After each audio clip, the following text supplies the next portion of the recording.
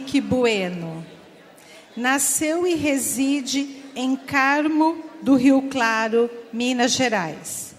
Casado com Magda Maria Elias Bueno e pai de Paulo Henrique Elias Bueno.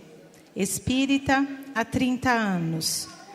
É trabalhador no Centro Espírita Allan Kardec de Carmo do Rio Claro. Como expositor e conferencista, atua principalmente nos estados de Minas Gerais, São Paulo e Paraná. Cara Caridade.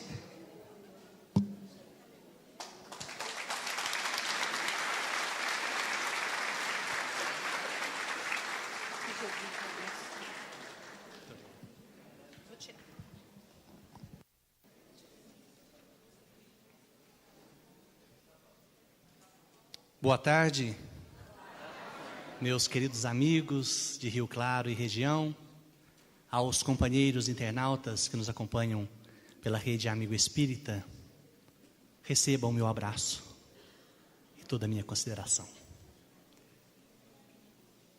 No ano de 1250, em algum lugar do sul da Península Itálica, um homem, vestido com uma roupa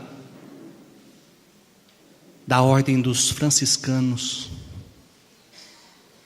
elaborava na sua mente uma carta.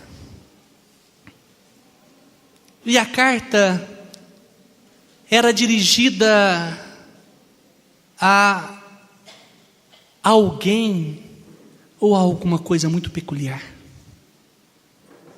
Ele iniciava a carta assim: cara Caridade, eu preciso de você.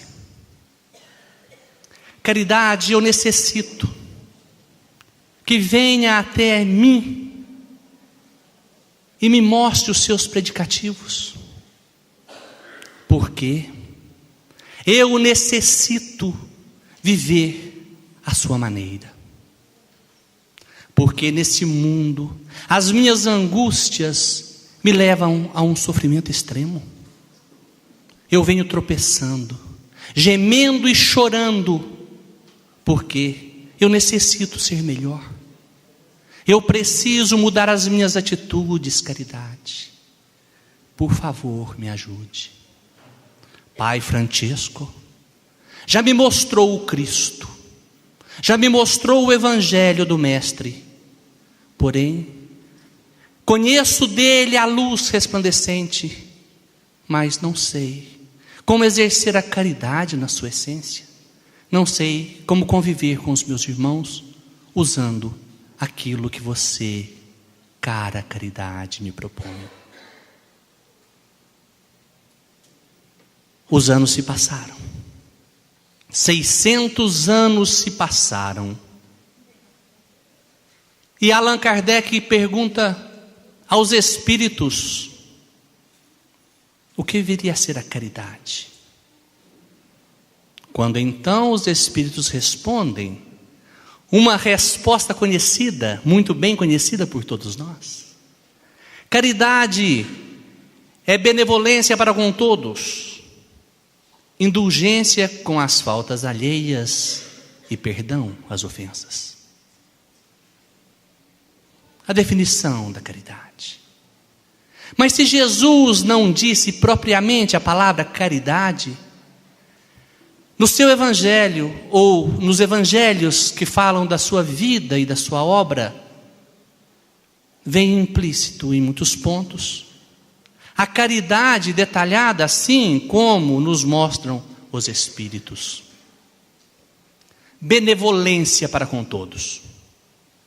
É algo para ser pensado por nós, porque ser bom é algo divino. E quando alguém já conceituou o mal como sendo ausência de bem, eu lhes digo que não. Porque o bem provém de Deus, mas o mal não tem origem. Não existe maldade, existe apenas ignorância. Se nós não somos definidamente bons, é porque ainda somos ignorantes em muitos pontos da nossa vida. Vejamos, por exemplo, o fato que se passa na cidade de Jerusalém. No primeiro século da nossa era, os judeus viviam uma angústia terrível, porque as suas terras haviam sido invadidas pelo general Pompeu. Há quase 100 anos ali estavam Jesus caminhando com os seus apóstolos, que odiavam os romanos, que por sua vez desprezavam os judeus. Os judeus não olhavam nos romanos, não conversavam com eles. E vejam então a surpresa daqueles homens quando chega um centurião com toda a sua beleza e força e diz ao Cristo: Senhor, eu tenho um servo que padece de muitas dores. E Jesus simplesmente responde: eu irei vê-lo. O centurião responde: Senhor, eu não sou digno que entreis em minha casa. Diga apenas uma palavra e o meu servo se curará. Diz no texto que naquela mesma tarde o servo se curou. Uma leitura casual do Evangelho, uma corrida de olhos por esse texto sem analisar a profundidade da mensagem, podemos simplesmente comentar que o Cristo, com a sua força magnética, com a sua bondade, com a sua beleza, conseguia promover curas. Mas a história é bem mais profunda. Vejamos, naquele tempo, os servos escravos não tinham valor a não ser pelo valor da venda. Mulheres também não tinham valor. Apenas os homens entravam nas contas da família, principalmente o primogênito. E no entanto vai um centurião. Veja que um centurião era alguém que comandava uma tropa de 100 homens. Era alguém de prestígio junto ao exército romano. Ele chega e diz a Jesus que o servo dele padecia de dores. Meus amigos, é estranho imaginar, mas o centurião, pelo visto, deve ter feito tudo para que o servo se curasse. Não tendo meios de consegui-lo, procurou Jesus, e Jesus disse: eu irei vê-lo. Não sou digno, Senhor. Não sou digno que entreis na minha casa. Diga uma palavra e ele se curará. O servo se curou. E aí? Aí nós pegamos a história do Evangelho e trazemos para a nossa vida. E eu pergunto aqui para os meus amigos: alguém aqui tem servo? Alguém aqui tem escravo? Mulher, alguém tem? É quase a mesma coisa, né? A mulher.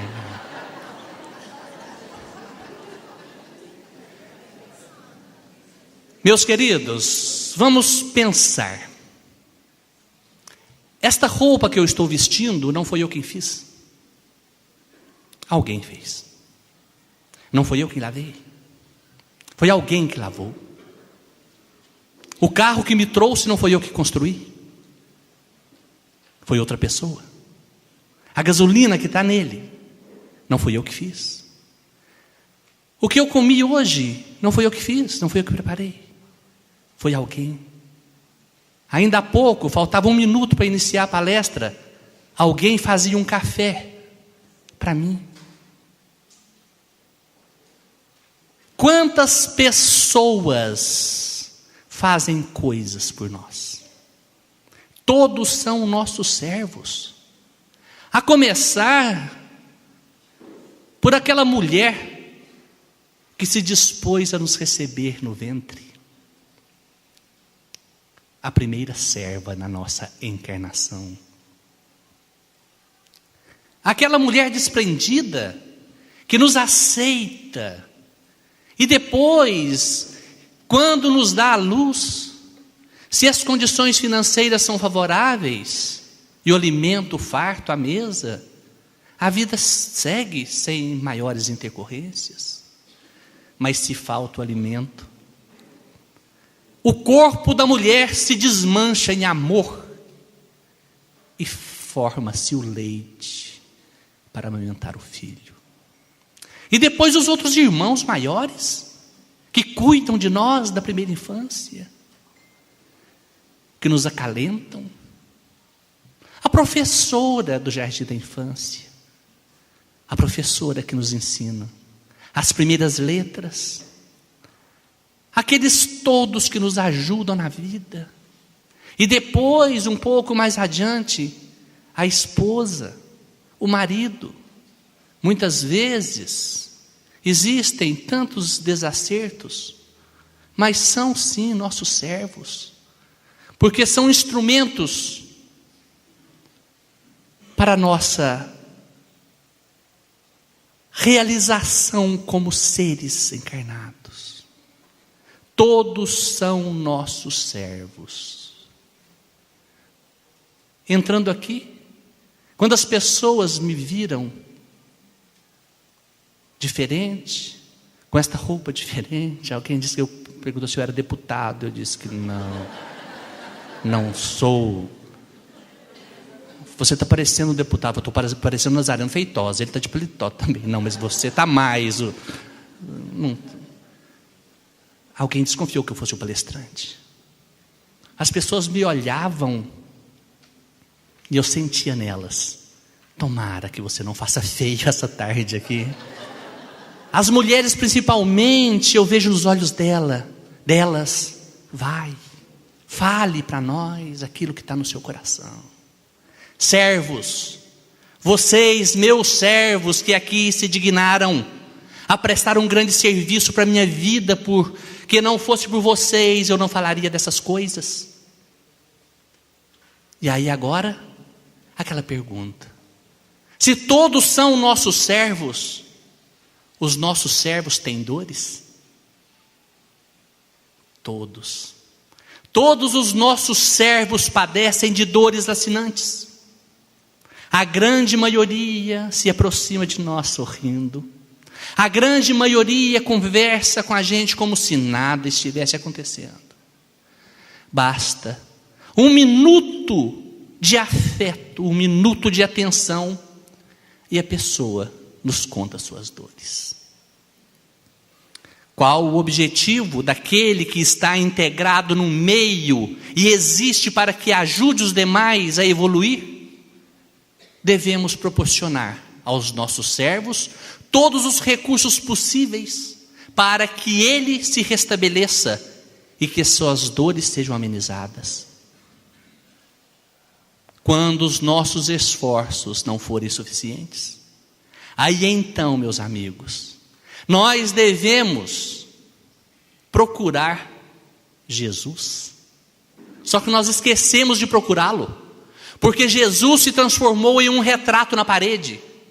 Ficou alguma coisa longe de nós. Jesus é apenas um símbolo de uma grande religião, exemplo de virtude, sim, mas nós nos distanciamos dele. Quando o servo padece de dores, fala: Jesus, meu servo está com dores. E eu garanto a vocês que ele dirá: eu irei vê-lo. E ele não questiona se eu sou digno ou não de recebê-lo em minha casa. Jesus não questiona. Mas nós estamos tão ocupados na nossa vida que nós não olhamos o servo se ele está com dores. E quando ele nos fala de suas dores, nós fazemos ouvidos moucos, como se não fosse com a gente.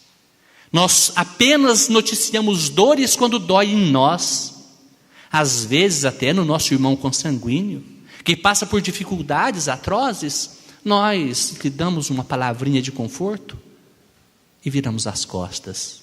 e vamos cuidar dos nossos interesses materiais. E nenhuma oração fazemos. E se fazemos, fazemos aquela oração por obrigação. Nós não entregamos o coração. E eu vou lhes dizer, com experiência na causa, iniciamos no culto do Evangelho no lar em minha casa. E depois também no centro espírita, durante a oração inicial, 10 ou 30 segundos de silêncio, quando induzimos as pessoas ou orientamos a pensar em alguém que necessite naquele momento de uma ajuda extra.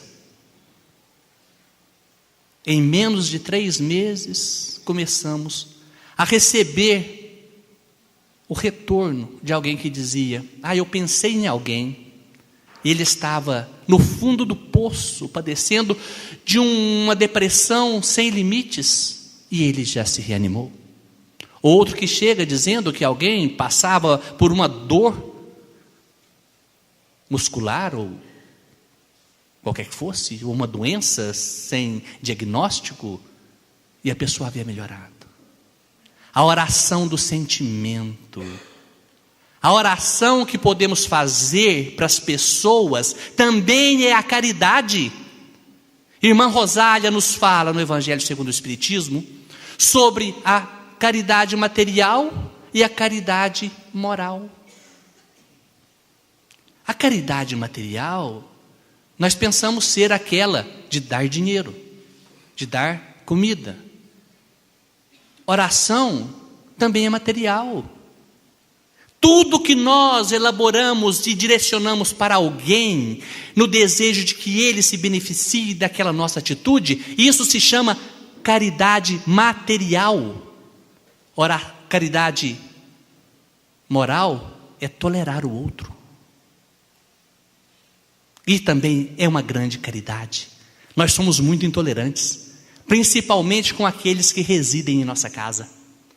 Principalmente com o coitado do marido que deixa as coisas esparramadas.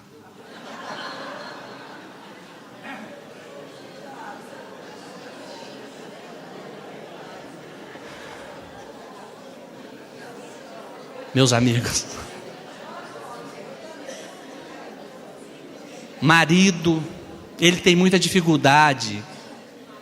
Ele tem muita dificuldade de separar mãe de esposa. Ele não sabe direito aonde está o limite.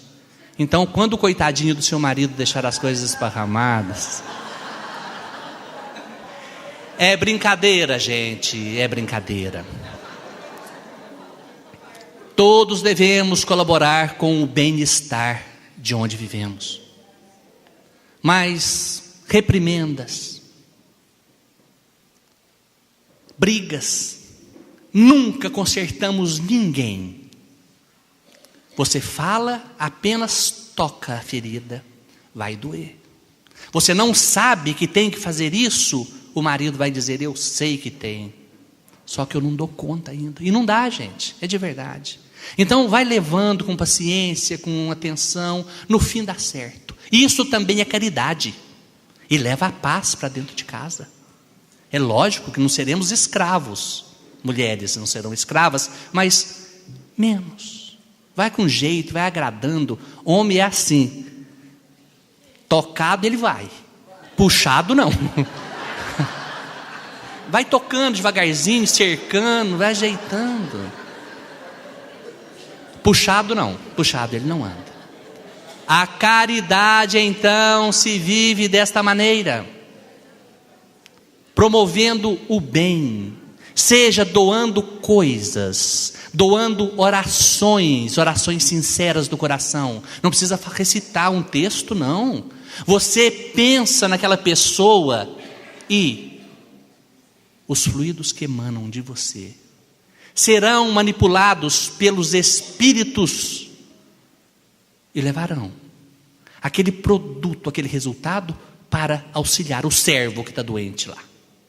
Isso eu garanto. Isso Jesus nos prova que assim acontece. Então essa é a benevolência da caridade. Sermos bons. Iniciamos por fazer o bem. O Berto Roden diz que nós devemos ser bons, porque aquele que só faz o bem, às vezes ele faz o mal também.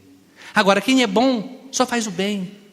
E nós analisamos ou avaliamos o nosso nível de bondade, não é através de nossas ações, é através de nossas reações. Porque para fazer o bem, imagine, eu posso me programar. Hoje eu vou fazer o bem, e saio fazendo. Eu vou sorrir para vocês, isso é uma grande virtude. Eu vou juntar um grupo e vamos ali cuidar de um tanto de pessoas que estão doentes ou famintas. Vamos. Isto é uma ação no bem, e tem o seu valor. Agora, para saber como estamos vivendo, e esta definição, essa avaliação, nós fazemos de nós mesmos, e devemos fazer tudo de nós, não temos nada em relação às atitudes do outro. Como que eu reajo? Quando eu chego para fazer o bem para uma pessoa, e a pessoa se mostra ingrata.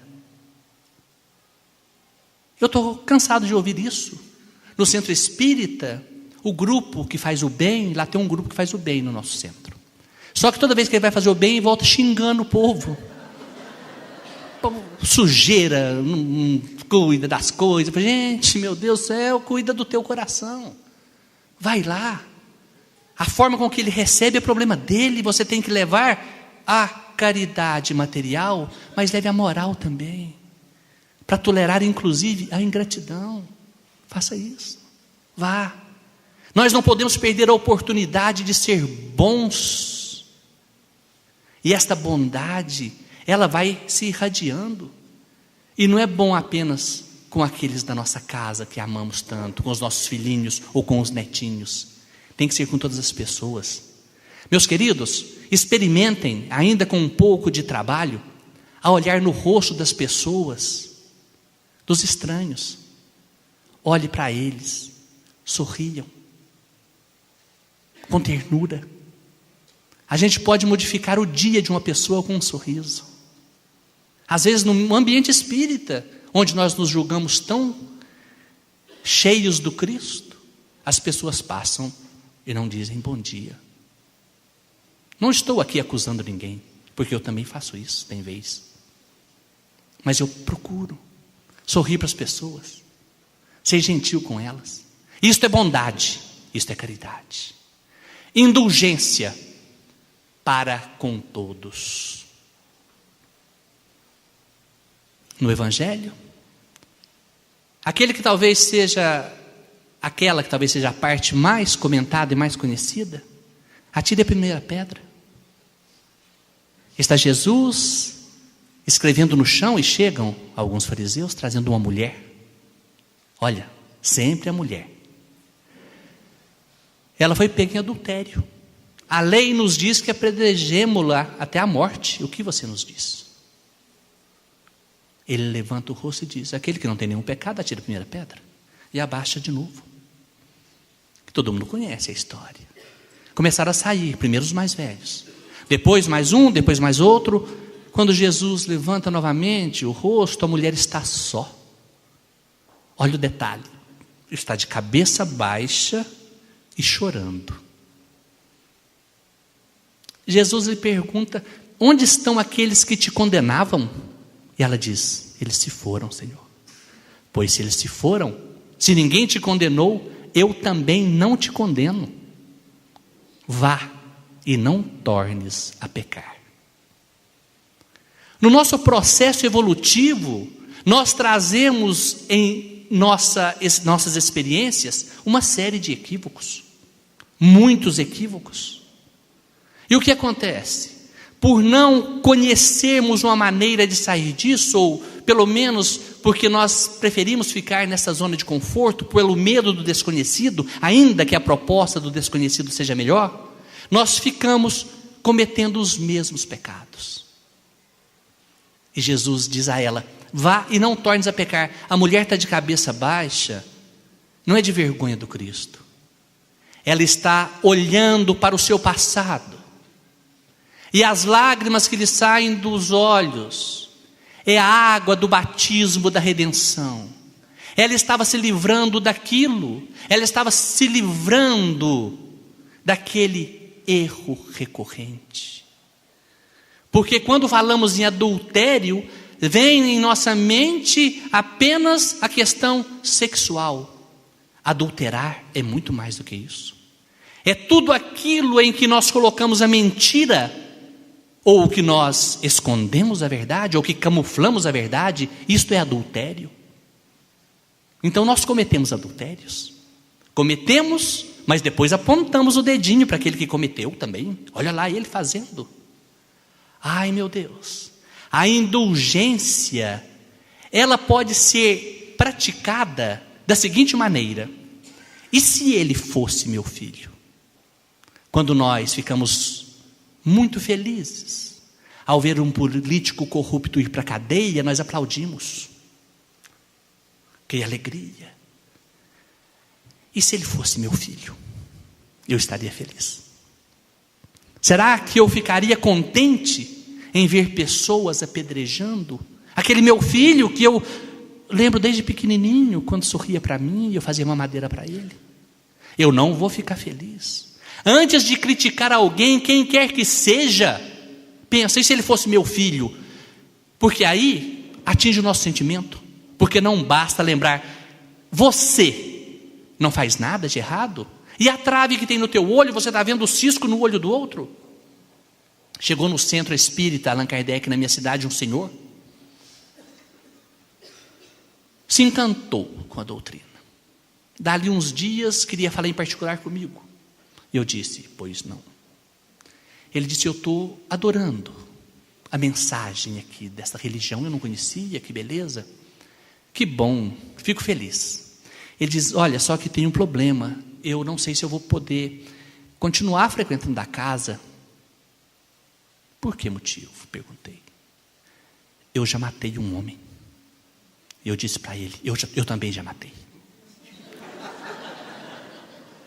O homem ficou abismado: eu não acredito, o senhor já matou? Eu falei: já, mas foi na outra encarnação, já matei demais para lá. Não tem problema, o senhor pode matar quem o senhor quiser, não tem problema não. E só não pode matar da agora para frente, mas se já matou, o senhor tem intenção de matar mais alguém aqui? Não, não tem isso. Não. Gente, outro dia no centro também, eu fiz uma proposta. Quando eu era mais jovem, falava coisas mais assim, talvez indevidas. Eu falei: gente, hoje nós vamos implantar aqui no centro a confissão. Aí o povo fala: ele ficou doido de verdade agora, vamos confessar. Só que é diferente. Quem quiser confessar para si mesmo, confesse, ou quiser confessar para mim, eu escuto os pecados. Só que vai ser uma confissão diferente.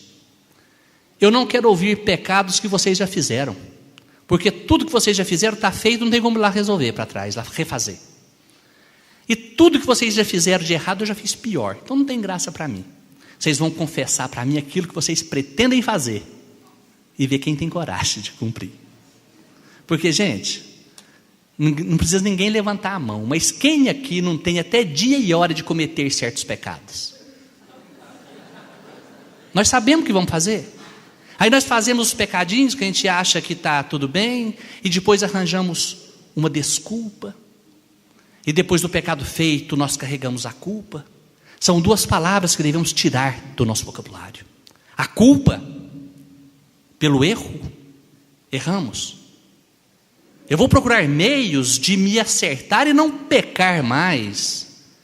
E também não vou desculpar-me. Eu fiz isso por isso. Eu fiz isso porque eu tive... Para com isso. Jesus diz que o seu sim seja sim e o não, não. Não tem meias palavras. É o sim ou o não. Você fez isso? Fiz. Fez isso? Não. Você roubou? Eu roubei, mas foi só R$1. Mas roubou.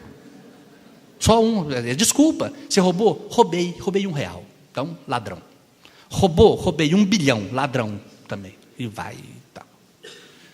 Gente, a culpa e a desculpa, não arruma desculpa. E procura na indulgência, pensando que você é capaz de fazer o que o outro que você condena também faz. E se você não é mais capaz, você já fez. Portanto, seja gentil. E outra coisa, é muito constrangedor ficar ouvindo pessoas que têm nas suas palavras, apenas acusação dos outros. No dia a dia, é muito agradável conversar com pessoas que nos escutam. Então vocês espíritas, nós espíritas, quando chegarmos a conversar com as pessoas, e eles já têm consciência de que os espíritas são caridosos, só que não. Aí somos caridosos. Ele chega, ele quer contar uma história. Todas as vezes que alguém vier te contar uma história, ouça a história dele. Isso também é indulgência. Quando ele chegar para te contar que ficou doente, escuta a doença dele, pergunta que remédio ele tomou, quem que foi o médico, se ele melhorou. Porque muitos de nós, chega a pessoa no atendimento fraterno e fala assim, olha, eu estou passando por uma doença de cabeça, a minha tem tempo de arrebentar, eu estou pior do que você. Não, gente. Quando a pessoa te contar uma coisa da vida dele, ouça. Não fique contando vantagens dos seus filhos, não fique contando vantagem de nada e nem desgraça, e nem perguntando coisas para as pessoas. Isso também é indulgência, isso também é caridade. Porque normalmente nós perguntamos coisas que a pessoa não quer responder. Aí chega, escuta, teu marido parou de beber? Oh, gente, que coisa desagradável. Chega para a pessoa e diz assim, uai, você engordou muito. Não fala isso, gente, isso é indulgência. E outra coisa, para a mulher, seja qual for, em que idade for, nunca pergunte se ela está grávida. Não pergunte que ela pode, eu não sei por que motivo, barriga de mulher altera o tamanho sem explicação. Não pergunte, você vai passar vergonha. Isso também é indulgência. Isso é no trato do dia a dia com as pessoas. Nós temos que ser gentis. E no final da explicação dos Espíritos, nós temos perdão às ofensas. Ai, como é debatido esse tema. Perdão, perdoar. Eu perdoei, eu não perdoei, eu nunca vou perdoar. Gente, o perdão, às vezes as pessoas chegam, aí eu tenho que pedir perdão para fulano. Por que você vai pedir perdão? Em lugar nenhum está mandando pedir perdão. Está mandando você perdoar. E aí fala assim, eu perdoei. A gente perdoa assim. Só que quando a pessoa se dá mal, a gente pensa, bem feito. Coisa boa. Ah, mas que perdão que é esse? O perdão, gente, é alguma coisa que vai além. Quando Jesus diz para amar os vossos inimigos, é para, no mínimo, não desejar mal para eles ou não ficar feliz quando ele se dá mal.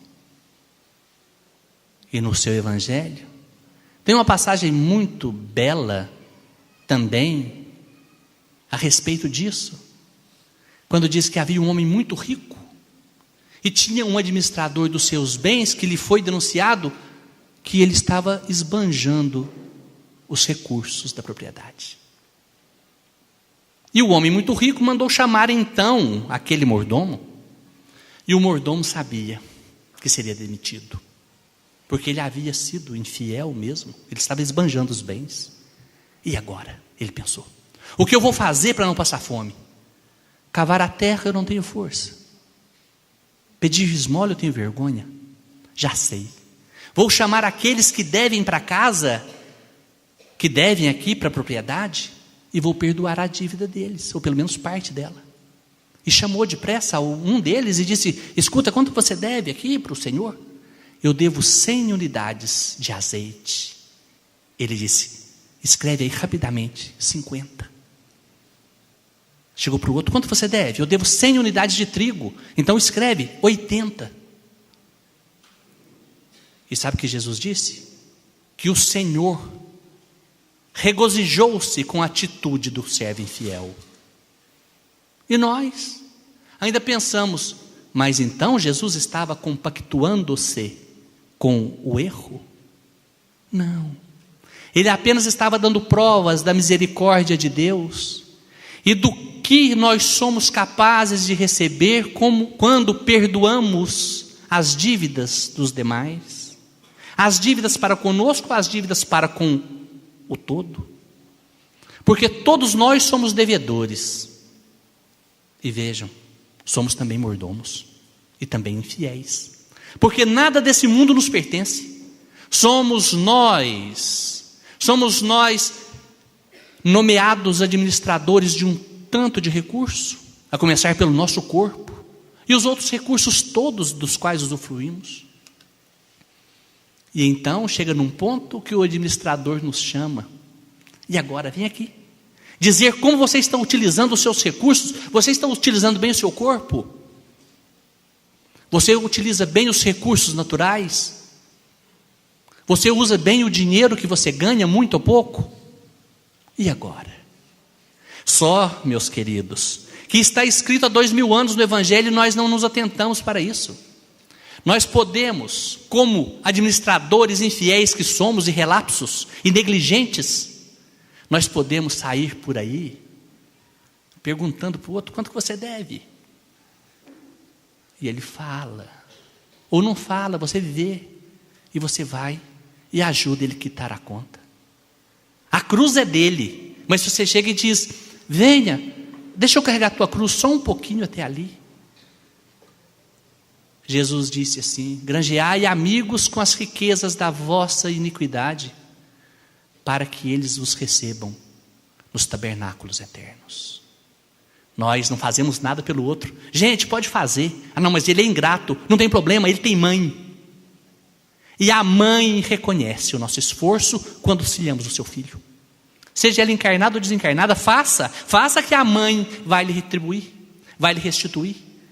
Quando você chega para auxiliar alguém, seja um bêbado, está caído, levanta. Nós não pegamos, a gente tem nojo, a gente tem não sei o quê, tenta ajudá-lo.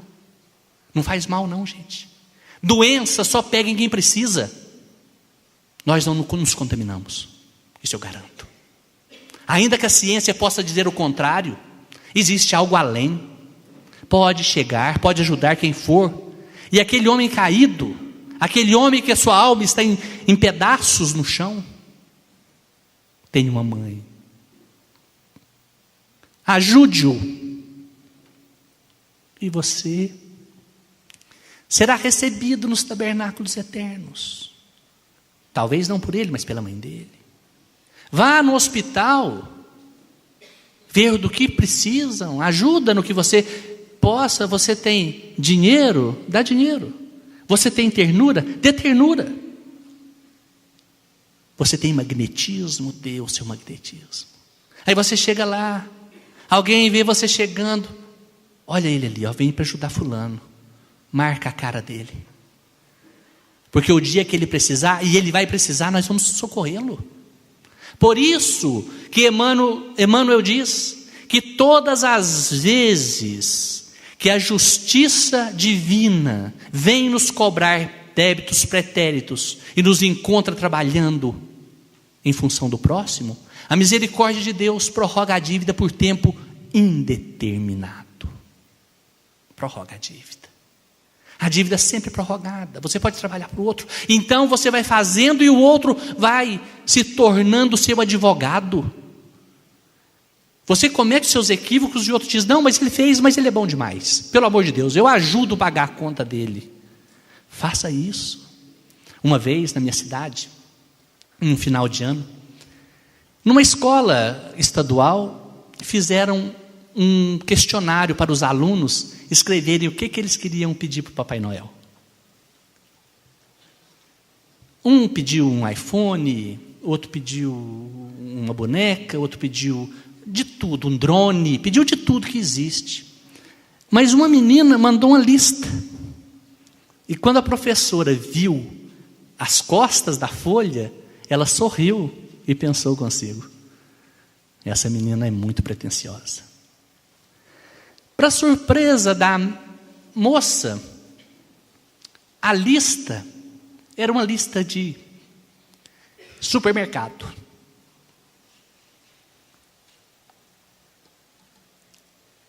A menina tinha 11 anos e ela marcou arroz, feijão, macarrão, sal. Comentaram sobre isso na sala dos professores. E outra professora, sabendo de quem se tratava, foi fazer a compra. acompanhada. Gente, me perdoa. É algo muito emocionante, que eu me lembro disso e a gente se comove. Foi fazer a compra e a menina, a professora, então, foi comprando. E comprou, inclusive, doces e bolachas para as crianças, porque ela foi saber, a menina tinha 11 anos, a mãe havia abandonado o pai, que era um alcoólatra. E ela cuidava de 4 irmãos menores. De repente, o marido da professora, cuja mediunidade não é tão ostensiva assim, viu aproximar daquele carrinho de compra 3 entidades espirituais. Pôde divisar que 2 deles, nas laterais, eram espíritos bem iluminados e amparavam uma senhora, já bem de idade, com uma roupa muito simples. E eles seguravam aquela mulher muito frágil. E a mulher falando quase em tom de ameaça: essa moça vai ver. O dia que ela precisar, eu darei a minha vida por ela.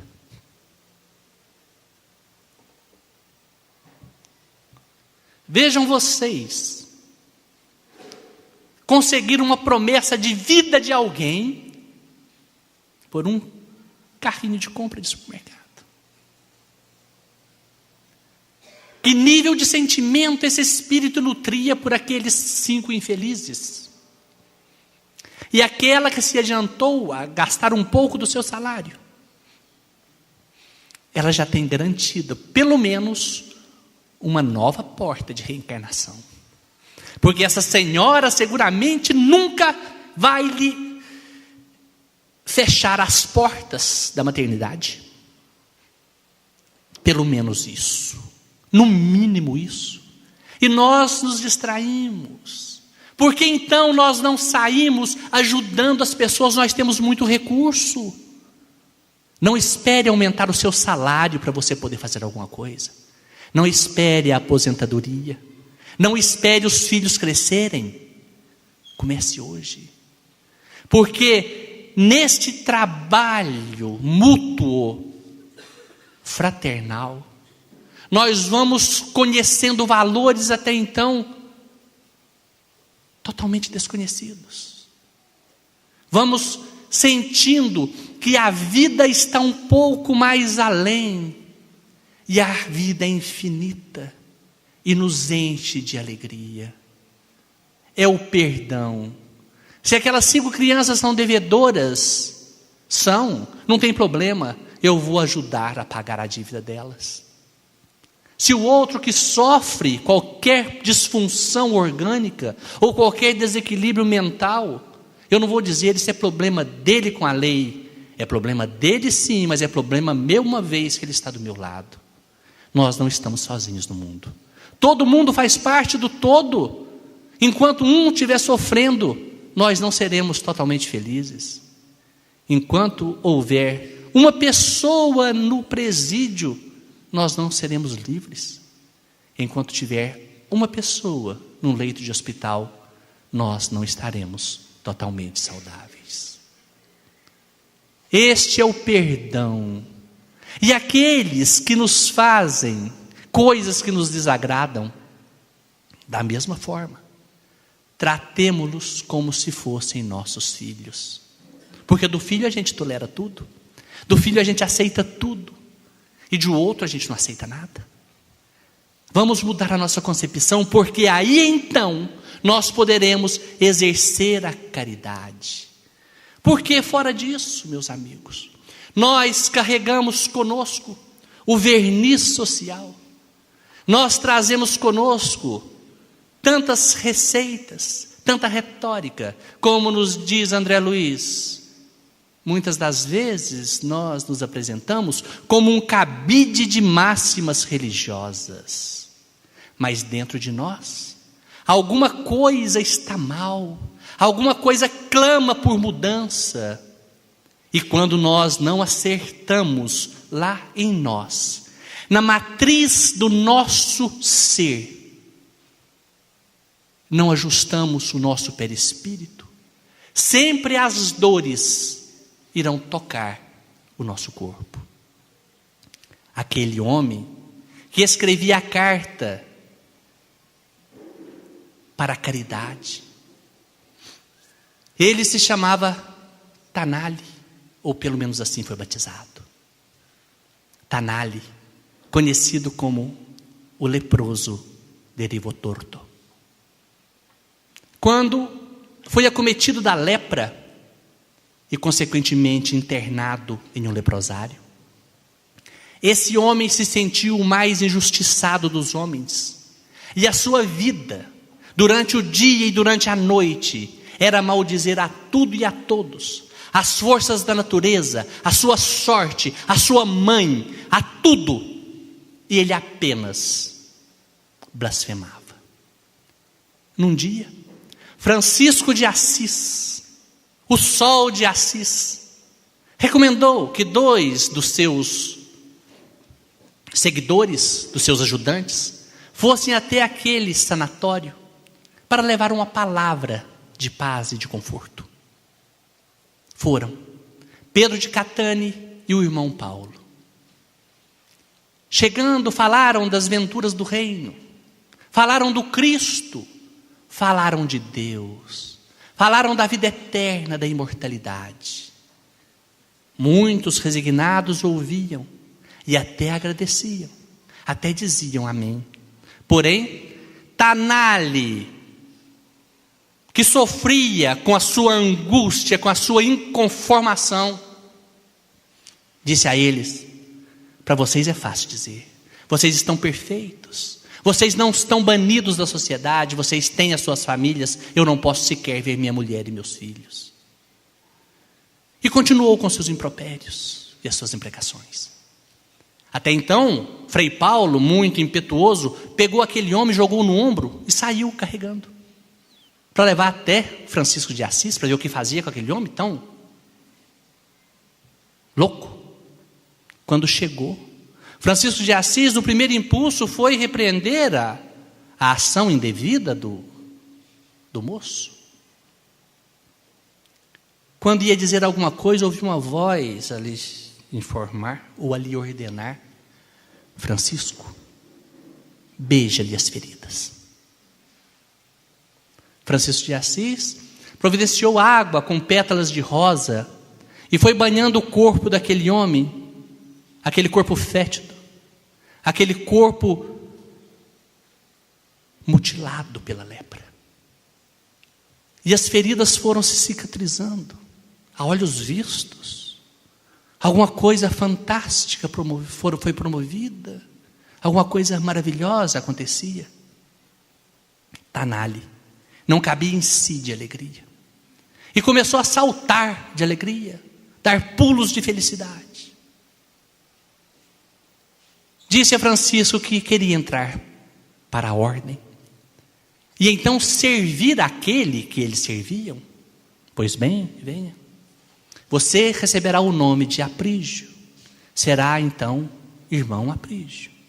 Ele vestiu aquela roupa, com aquele cordão atando-lhe a cintura, com as suas sandálias de couro cru, e durante 3 anos ouviu de Francisco de Assis as belezas do Cristo, ouvia e transmitia. Ele se tornou um homem calmo, um homem que transmitia calma, um homem que transmitia luz. No entanto, por ocasião desta carta que ele pedia para a caridade se manifestar nele, sob uma árvore, ele disse: Senhor Jesus, muito bem tem-me feito o teu evangelho. Todo o meu exterior está modificado e eu inclusive consigo levar aos demais a luz do teu evangelho. Mas, Senhor Jesus, embora a minha parte externa esteja tão limpa, eu sinto rugir dentro de mim o monstro Tanali, que eu ainda sou. Quero te pedir, Senhor, por misericórdia, me devolva as feridas, para que dentro da limitação do corpo, eu possa reconhecer a pureza do Espírito, criado à imagem e semelhança de Deus. Eu te imploro, Jesus, faça isto por mim, porque necessito conhecer a vida na sua plenitude. E ele adormeceu. Despertando, sentiu alguma coisa diferente, a sua vista estava turva. E mesmo diante da opacidade das suas retinas, ele constatou que as suas mãos estavam deformadas. Ele retirou o traje de franciscano, vestiu seus andrajos e voltou para o leprosário. Chegou novamente Tanali, o leproso. Só que desta vez ele já não blasfemava. Ele levava uma palavra de luz, ele levava uma palavra de paz, ele levava água aos sedentos, ele levava comida àqueles que não podiam se locomover. Ele, dentro das suas limitações físicas, também tropeçava. Ele gemia, mas já não chorava. Tanali sorria, porque ele via a transformação do seu mundo interior, dentro da matriz dos seus sentimentos, quando o amor brota de dentro para fora e cura as feridas que estão marcando o nosso perispírito e que, por sua vez, em última instância, marcam o nosso corpo físico. Durante 6 anos, Tanali viveu no leprosário, como exemplo de virtude, como exemplo de homem de bem, até que, numa tarde fria de outono, Tanali desencarnou. Aquele corpo mutilado ali ficou para ser sepultado como um indigente. Mas no plano espiritual ressurgiu um espírito cheio de luz. Ressuscitou no mundo dos espíritos irmão Aprígio, que seguiu o seu caminho, trabalhando pelo Cristo e para o Cristo, compreendendo então o que era a caridade. E nesta tarde de outono, eu convido-os para que repensemos os nossos objetivos nesta existência. Porque se já não cometemos tantos erros, talvez o que muitas vezes dizemos não é tão recomendado assim. E os nossos pensamentos vibram em ondas que talvez estejam muito mais próximas dos pântanos da perdição do que dos estratos mais etéreos da angelitude. Peçamos a Jesus. Peçamos que Ele nos ajude a ser mais resignados. E façamos a Ele a nossa missiva, a nossa solicitação dizendo: Senhor Jesus, Cristo bendito de Deus, mande para mim a caridade. Que eu possa conhecer os seus predicados, que eu possa viver a caridade na sua essência e na sua plenitude. Senhor Jesus, eu quero trabalhar contigo, eu quero trabalhar por vós. Venha, meu Cristo, porque eu sinto que as feridas que me mutilam a alma ainda são decorrentes do monstro antigo que carrego em mim. Que eu possa ser pacífico, que eu possa ser generoso, que eu possa ser fiel, que eu possa ser misericordioso, que eu possa ser bom, que eu possa ser indulgente e que eu possa perdoar. Venha, Senhor Jesus, venha e me abrace com a tua luz, porque eu sou teu, para sempre teu, sempre ternos tus. Muito obrigado, boa tarde.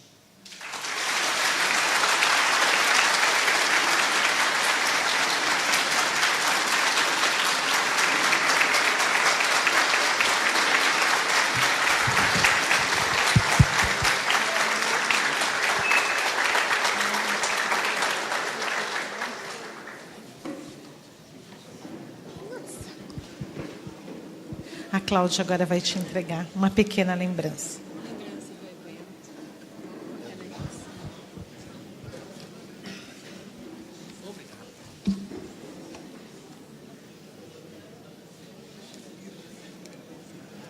Muito obrigada. Espero que tem mais. Pessoal, eu não tomo vinho, tá? Mas toma leite? Café? Então, para o Isaías, garrafas de vinho, para ele, pacotes de pó de café. Está tudo resolvido.